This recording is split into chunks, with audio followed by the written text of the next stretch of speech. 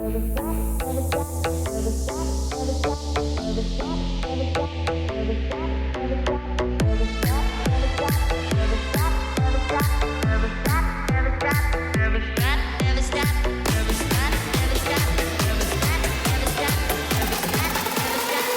stop dreaming.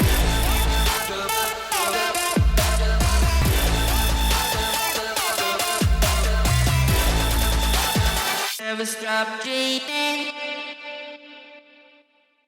Well, this is my first interview on the Cornhole journey. I'm so excited to have a very special guest in the program, fellow Texan, Vanessa Fillingim. Thank you, Vanessa, for coming out and being on the Cornhole journey with me, on your journey. Thank you. I appreciate it. Thank you for having me.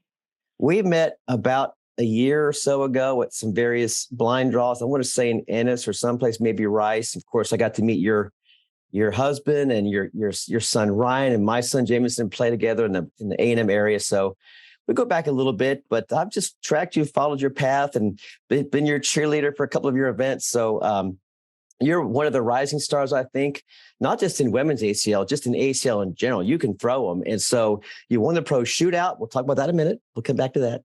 Yeah. But on the journey, the Cornhole journey, my audience is designed to hear a lot of cool things about how we practice, game strategies, the ups and downs, how we get better, the mental side of the game.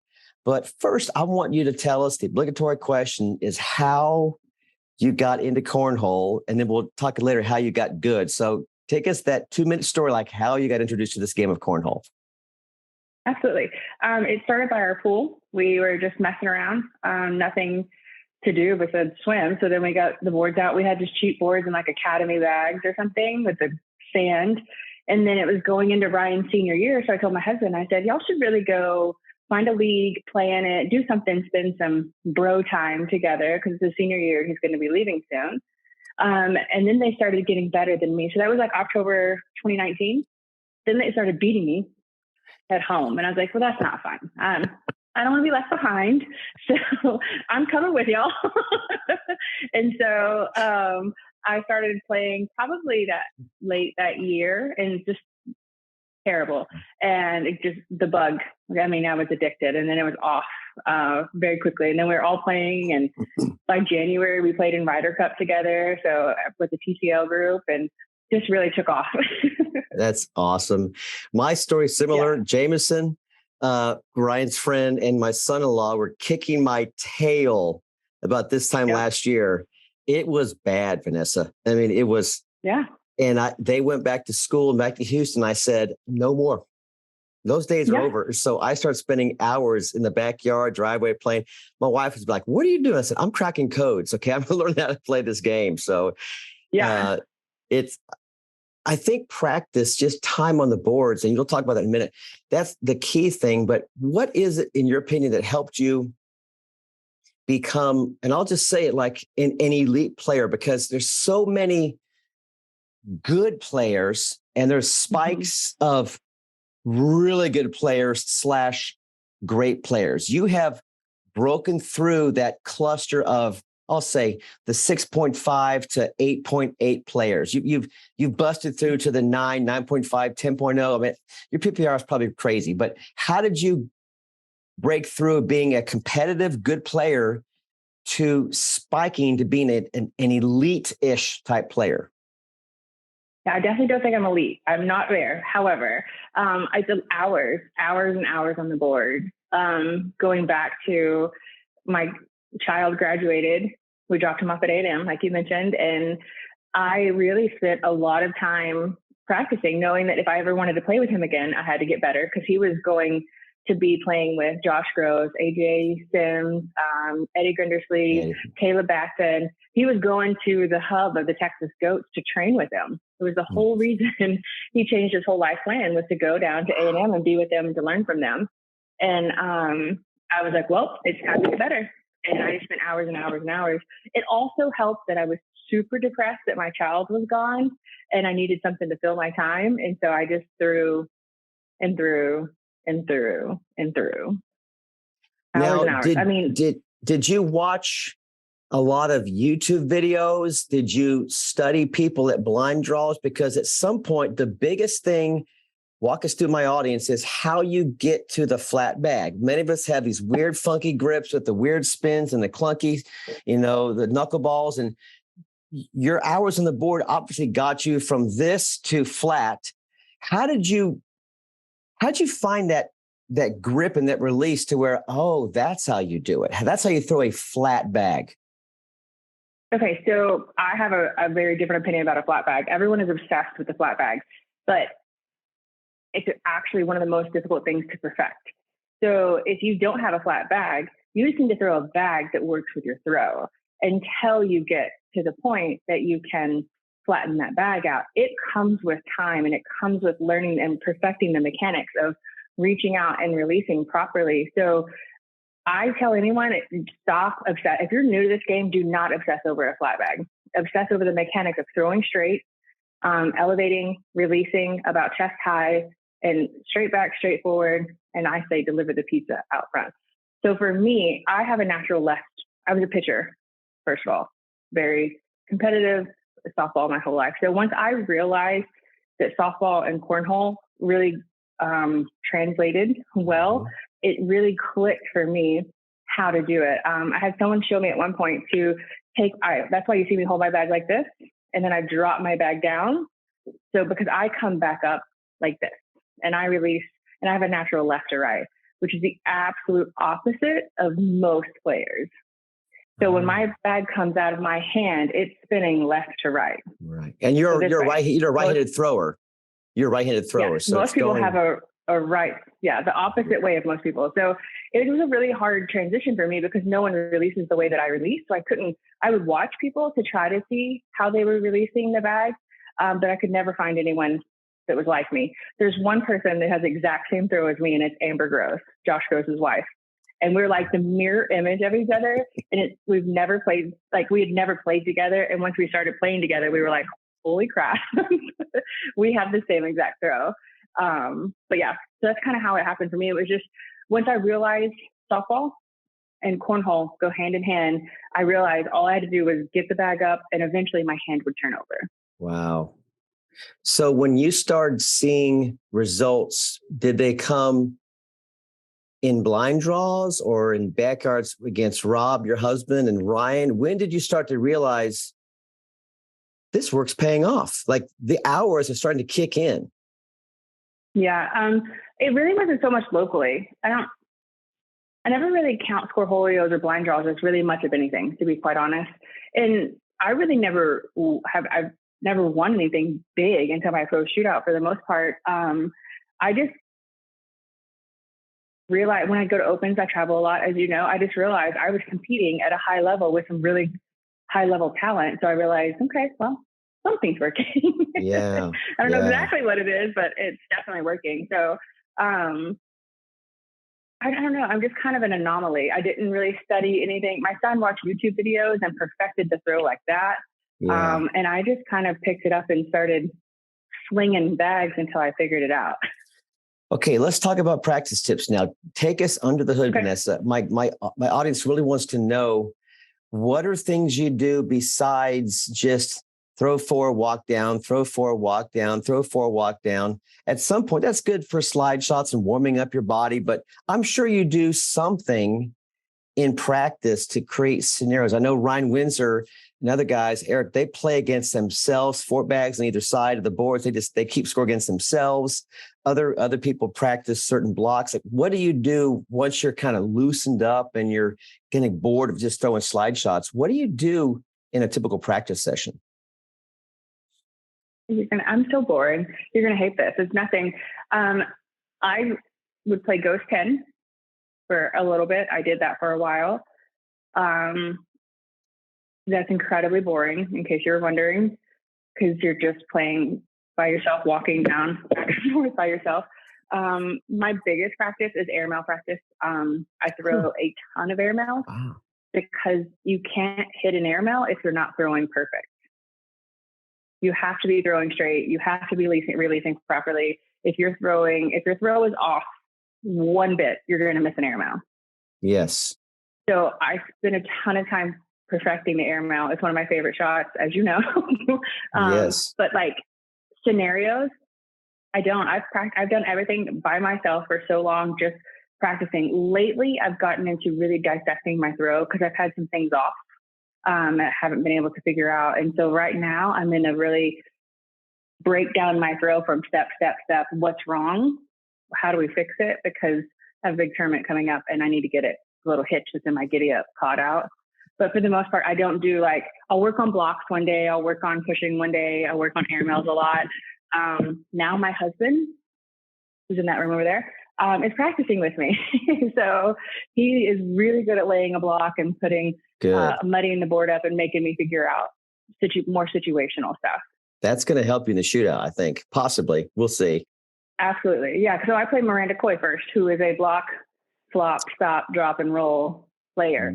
So it'll be very helpful for sure. So game strategies. When you go into a game, do you scout the opponent at this point, at this level, or do you just like start off bag for bag, or do you automatically start blocking? What do you feel it after a couple rounds? You feel like where the flow is? What's your initial default strategy when you start a game? Play my game, not their game. Which is? Play my pace, play what I want to do, put my bags in the hole regardless of what they do. Not let their play impact my play. So one of the biggest things that I have personally struggled with is like, let's say I block Miranda, for example, and she rolls over. That can rattle people like, oh crap, now what do I do? So now I've learned my game is block, replace. I try to block, replace airmail and push through kind of thing.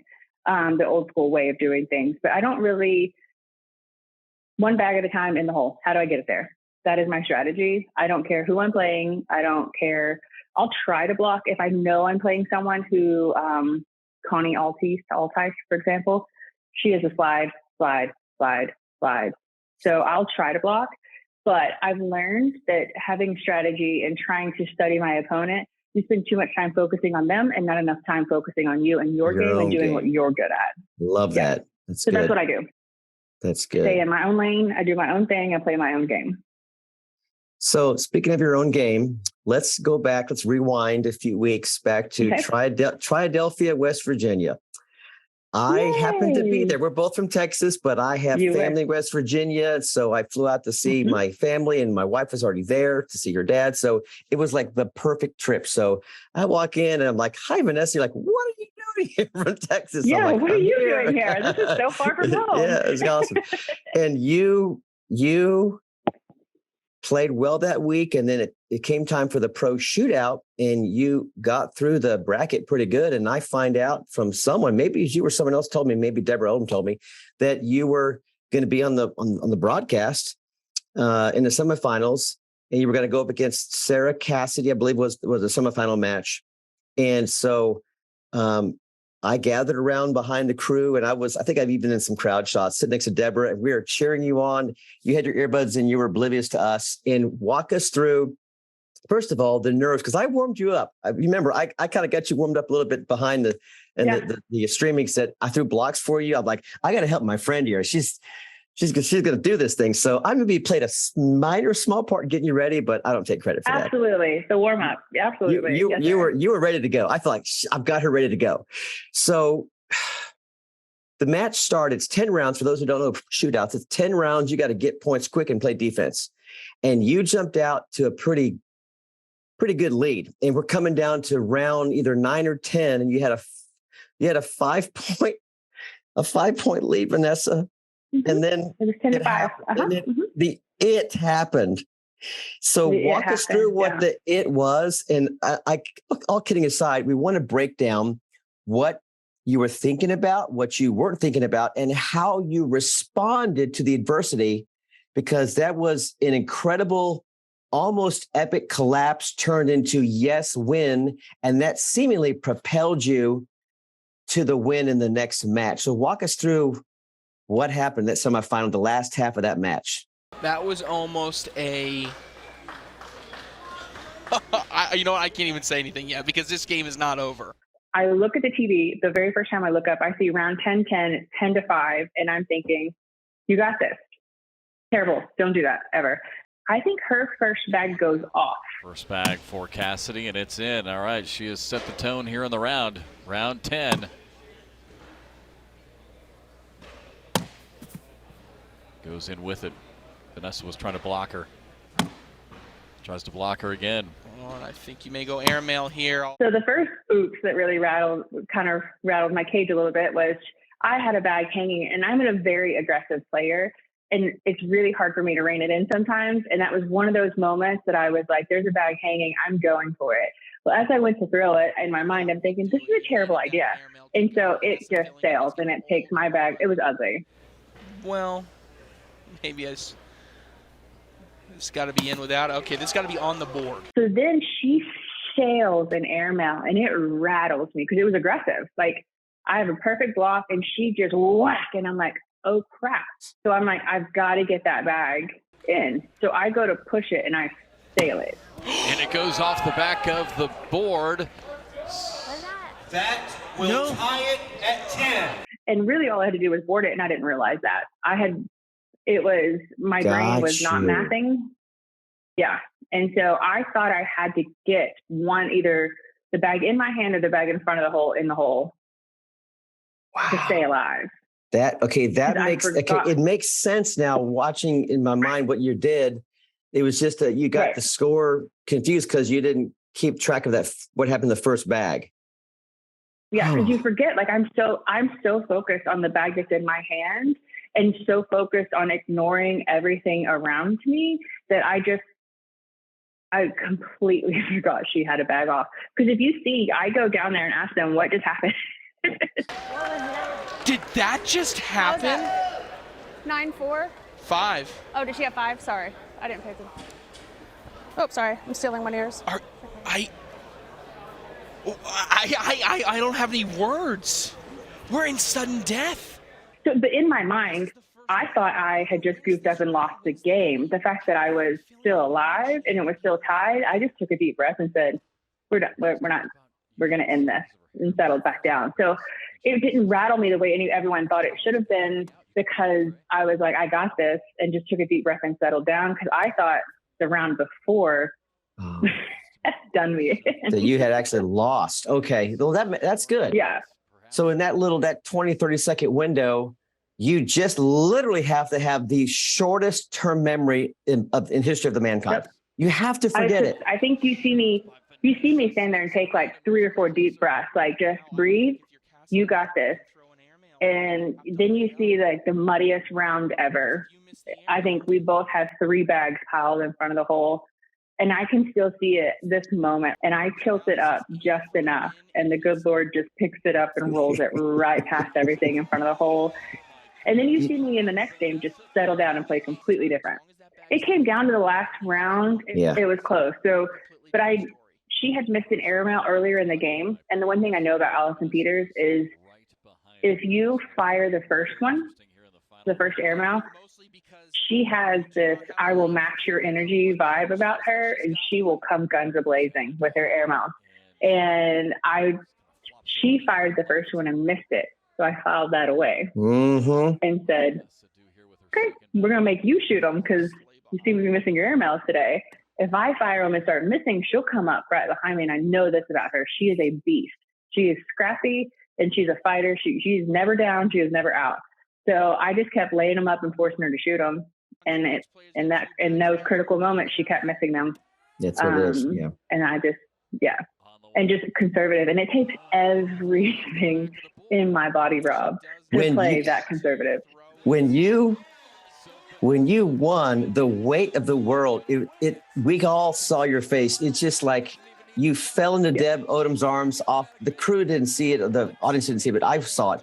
You just like collapsed into Deb's arms. Maybe the camera did catch that. I think maybe they did catch some of that. The camera did, yeah. It was the camera beautiful. was right in my face coming off the stage. It was beautiful. I mean, I was at a side waiting to give you a high five, and we were so happy for you. It was just like Logan was there, and Justin was there, and of course all the other Texas guys. We were so Gavin, we were so many people behind pulling for you. I hope you felt that. We were just like, you got this. And it was great. I don't know. I don't know who was there. I know who was there afterwards. But let me rephrase that. I know who was there before I walked up to the course because I threw Logan's bags in You the game. threw his BGs, didn't you? Bags.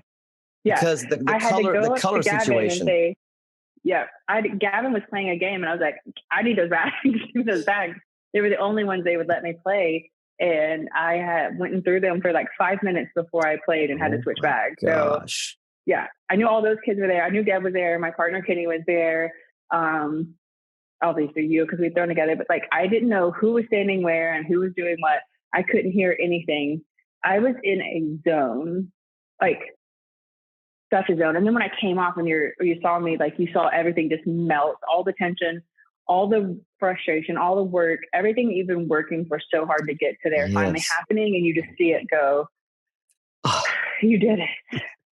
You did it. And then Deb was so sweet. She was so excited. She came over and attacked me, and I'm shaking and they're trying to pull the mic off me. They've got a camera in my face. And I'm like, I need a minute. I heard you say, I need a minute, people. I just need a minute. Yeah. Yeah. Yeah. Like I need to, I think you were standing right there because I was like, I need to breathe. I just need to my husband's blowing up my phone. Everyone is, I mean, it was a lot in that moment. But so real quick, the one thing I do want to tell everybody. Yeah. You see very clearly my nerves when they break through it. I did a very good job of controlling them for the most part. So you did see the moments where I had my nerves break through. But what everyone doesn't realize is there's a boom camera that's moving with everything that's happening. Then there's a guy sitting in the chair whipping a camera like this. So every time, and he's right here in your peripherals. And I'm one of those people that if something moves quickly in my periphery, I jerk and look at it. And so this guy in the chair moving the camera, I kept having to like, focus, stay focused. There's so much happening on that court that you're not used to. That's not a normal game. Like people playing next to you is one thing, but a camera whipping, a boom moving, all the people screaming, the lights are so bright. You can't look up because they're so blinding that you leave a white spot in your eye. So there's a lot happening in those moments. Yeah. Well, that makes sense. You hear Trey say a lot, this is this person's first time on broadcast. We'll see how they do. And honestly, many times people, they're not ready for it, or they're so surprised by their skill is still awesome, but those peripherals affect the throw just a little bit, and they often don't win out of the box. But this was your first broadcast, I think, right? It was your first national broadcast? Yeah. So punch through it. So what are some of the current trends you see in the game? I was just watching last night, it's crazy.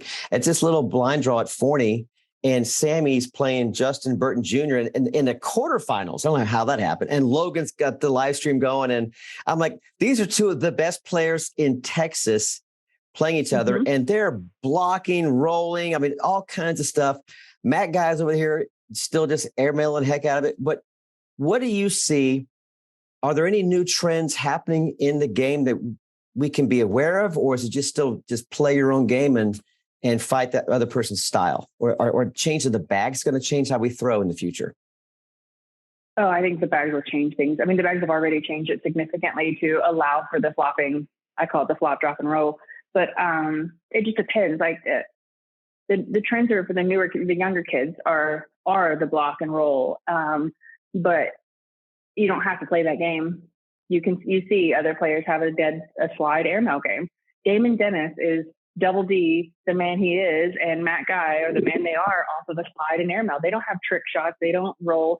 However, Damon Dennis can now roll a game changer. It's the nastiest thing I've ever seen. He did it the other day. I'm like, only you, Damon Dennis, only you. Yeah. But like the trends are I think they're ever going to be ever changing with these kids when you have people like Eric Davis who sit around and just try different ways to yeet bags off the board. So I think you're always going to have to be watching out for what are the kids doing now that you've got to avoid. Don't let them set it up. Like if you allow them to set it up and create and manufacture what they're trying to, then you're playing their game. That's the whole thing for me. Like you let them play their game and you're already losing at that moment. My second national, I think it was in Salt Lake City. I played Jacob Foreman and Matthew Creek Killer. I know, don't block them. Their game is block, cut, roll, the whole 9 yards. My bag was stopping perfect level 1 feed blocker. Oh, no. And then I couldn't push it because it was so sticky. And what do you think Foreman did? He annihilated me because he just roll it, cut it, roll it, cut it. So the trends are the kids are going to do all the fun stuff. If you're under 30, you're going to be cutting, flopping, and dropping and rolling. And those of us that are over are not going to be doing that. And we're going to try to avoid allowing you to play your game. How is ACL family and then kind of not family? I've been to 3 opens now in Fort Worth. I was there in Vegas and then Triadelphia. I've been to some regionals, and it feels like a lot of people know each other. It's really kind of cool from across the states. And there's always little pockets of dissension. You can't avoid that. But just talk about overall how the ACL is just kind of like one big family. I agree 100%. Like the more you travel, the more you get to know people, and the more you're noticing it's the same group of us that are traveling. Like if you're in Arizona, you see the same people in Arizona that you see in Virginia Beach, and with sprinkled in some new ones. And so you really just start making friends with people, and you try to help people out. I've apparently become everybody's mama. They come to me for snacks and medicine, my bags, all the things. So I don't know. It just comes down to your personality. I think if you get in the mix with everybody, you have a family. If you don't, the don't side of it is if you keep to yourself or, whatever, don't really involve yourself in everything, I feel like you kind of get left out. But I'm the type of person that's like, I'm here. Who are you? We're going to be friends. Yeah. And just take everybody in. But yeah. I've noticed that about you, Vanessa, and I love that about you. Your whole family is just so friendly, and I feel like I've been welcomed in. I'm this old guy late to the game. I'm trying to get good. I've gone from a 4 to a 5 to a 6 to a 7.5-ish. I'm trying to get to that consistent 8 and above so I can get into advanced. I'm not there yet. I'm just a competitive player, but I'm working. But you guys, everyone's just so friendly to help out, tips, tricks, techniques. And I just love the fact we're all just trying to get better on our journey. So I applaud you for that. One last comment before our time's up. We're friendly, but I've noticed you especially, and a lot of your peers, when it's game time, buds go in sometimes, or you fist pump. And then even when you and I played, and I'll tell folks about that story in just a second. When you and I played, it was all business. And we played at Rice about 8 months ago, and I was just starting to get better. And we got paired up in the rounders, and I had you down 8-0. I remember this. And I told myself, what am I doing here? This should not be happening. This is Vanessa. You were throwing fire. Fillingim. And then it was 12-4 Rob Price. And then something switched. Either I got nervous or you got ticked, because you smoked me from there. It was like 21-14, game over, wrap. So tell me, for people like me who are playing up and we're hanging with better players, then we just can't finish it, what would you have told me as a friend off the boards? What should I have done to maybe have a chance to upset you? Or I knew I had no chance to beat you in the long run, but if by some crazy chance I could have done it, what could I have done to hang with you a bit longer? So the one thing I tell my husband, I know there will always be a moment that whoever I'm playing against will get rattled in their own, like nervous or something when they're beating me. There will be a glitch in their matrix, and I will take full advantage of it. I hit an N1 against you, and that rattled you. You that's did. When the wheels fell off your bus. Did. I did. Yep. You did. That's when it changed everything. I think it was a 5 or 6 point round, and it was suddenly like it was 10-12. I'm like, oh crap. Here she comes. The moment that I needed. Yep. I took advantage of a moment you set up. I took a risky shot knowing that it would rattle you and that I could capitalize on it. Yeah. So, and that's the way I play. I play risky. And I'm glad I experienced. I tell my wife, I need to go get my tail kicked. I want to get beat up. Yep. I want to go play players and lose. So because I'm coming, I'm learning. I'm coming after. And I'm coming after him, but I want the grind. I want the feeling of you just got your tail kicked. What'd you do wrong? And go back to the workshop, fix it, clean it up, and come back. so I'm going to tell you, like you just said earlier, I'm just a competitive player. If that's your mindset, that's where you're going to stay. I was a competitive player on paper for 2 months, and I moved myself to advanced, and I just took my butt kickings for months. Yeah. And months and months and months.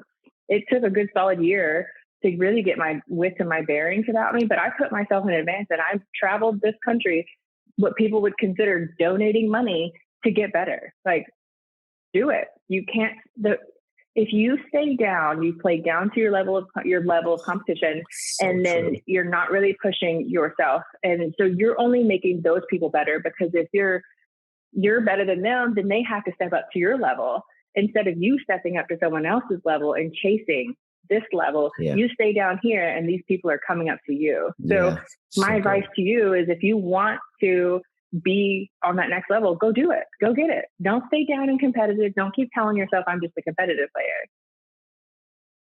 I just got spoken to. I just got called out on my own channel. I love it.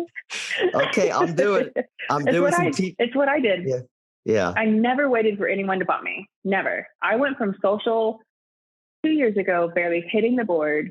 My son moved to college August 2020. By October 2020, I had moved myself to advanced and said, let's go. Let's go. Let's go. Well, And this then has been a lot of next fun. year chasing being a pro. So yeah. And you're there now. We're pulling for you real quick before time's up. When is the date of the Pro Shootout so we can all cheer you on? Yes, it'll be on CBS Networks September 2nd in LA. I'll be playing in LA. That's going to be so fun. All right. You've got a whole state behind you. I know. It's going to be awesome to watch you. Take it down. Bring it back to Texas. I'm going. I'm playing for that 40K, and I'm bringing it home, Rob Price. Let's go. Mark my words. All right. Thanks again for being on the Cornhole channel. Vanessa's my first guest. I'll probably have more in the future, but it's been a blessing and honor to know you as a friend, as a competitor. And when we play again, I'm learning from you. I'm going to zone in. I know you are. You're coming for me. You were coming for me that day in Rice, and I was like, no, sir. Not today. Not today. All right. Not today, sir. Not today. Thanks again, guys, for watching. Thanks, Vanessa. Okay. Bye-bye. Thanks. Bye-bye.